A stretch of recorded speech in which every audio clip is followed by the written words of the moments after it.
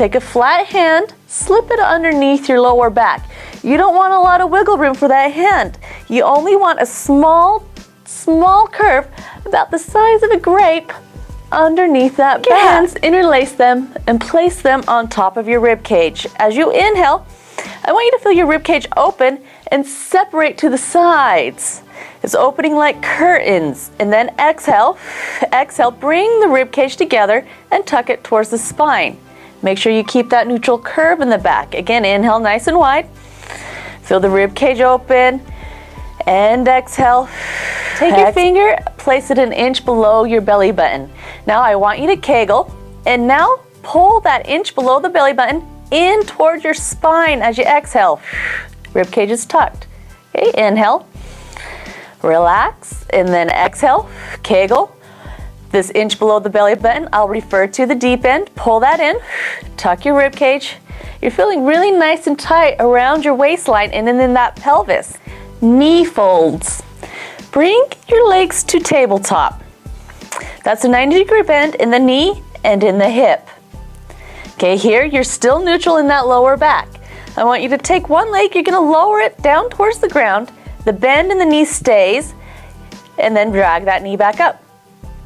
Do the same leg, lower the leg, and then bring it back up. This is important. When you lower the leg, you are not arching in that lower back. That's a no-no. Okay, you're pulling your abs in, you're kegling, you're keeping the deep end in as you lower that leg, so it's supporting the lower back, so you're not arching out of your neutral position. Good, let's do the other leg, and back up.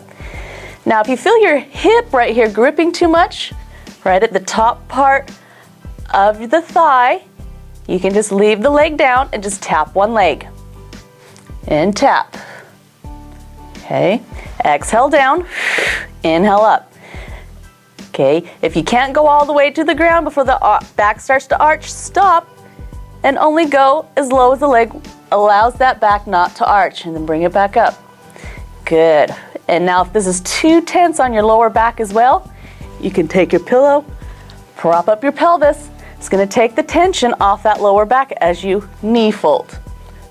Knee fold. Exhale and inhale. Continue. Most important, don't arch your lower back. And the other thing is to keep the shoulders soft and breathe. Let's go 4, 3, good, 2, and last one, and relax. Heel slides. Let's take both legs straight. Fingertips go on top of your hip bones. Now you're going to slide one heel up towards your sit bone, which is back here by your bottom. Good, and now slide the other leg up. Okay, now straighten the leg. Straighten the leg, you're staying neutral in the lower back, but this is important. As you slide the heel up, you're not letting the hip bone come up towards your rib cage. Keep it down. Keep it stable as you slide the heel up. Slide the other heel up. Don't let the hip hike, and then straighten your leg, straighten the other leg. Okay, you're staying stable here in your pelvis. That requires your transverse ab to control and maintain your pelvis in a good position. And then straighten and straighten. 2 more. Nice, and then straighten, straighten. Pull those abs in, tuck the rib cage, stay neutral. Don't hip hike. Good. Single leg stretch. Let's bring one knee up to tabletop. Now I want you to exhale, take that leg out straight, and then bring the knee back in. Exhale, leg goes out. And then the knee comes back in. Exhale out. Don't arch. Okay, keep it neutral in that lower back. Good. And exhale and inhale. You want your knee to stay in line with your hip. You don't want the leg to go to the side. Okay, you don't want it out to the side. You want to keep it in line with your hip as you take that leg in, as you take that leg out. Now let's try the other leg. Tabletop, exhale out, inhale back. Remember, anytime your lower back is hurting, prop up your pelvis. And the other thing is, if your neck is not comfortable, place a pillow underneath your head. Exhale out, inhale back. And the more you take the leg up towards the ceiling, it'll relieve the pressure on the back. The lower the leg goes, the more likely you're gonna arch out of the neutral position.